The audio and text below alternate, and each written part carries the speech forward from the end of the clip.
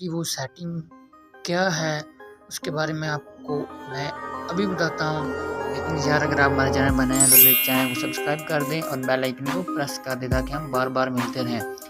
तो वो व्हाट्सएप में एक बहुत ही ज़बरदस्त सेटिंग है। वो ये है कि अगर आप किसी के साथ बहुत ज़्यादा चैट करते हैं और आप वो अपनी जो डैशबोर्ड स्क्रीन है उस पर उस बंदे को नहीं रखना चाहते और आप उसको वहाँ से गायब करना चाहते हैं, तो आपने सिर्फ एक क्लिक करना है और बंदा वो आर्चीव्ड में चला जाएगा।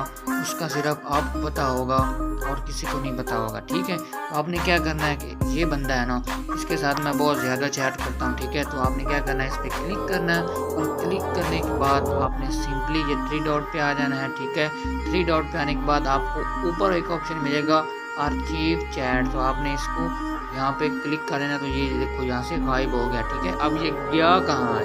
ठीक है, यहाँ ऊपर आपको एक यहाँ जो है एरो का निशान नज़र आ रहा है, आपने यहाँ पे क्लिक करना है। ठीक है, आपने यहाँ पे क्लिक करना है तो आप देख सकते हैं कि ये यहाँ पे चला गया। ठीक है, अगर आपको हमारी ये वीडियो अच्छी लगी है तो प्लीज़ वीडियो को लाइक कर दें। ठीक है।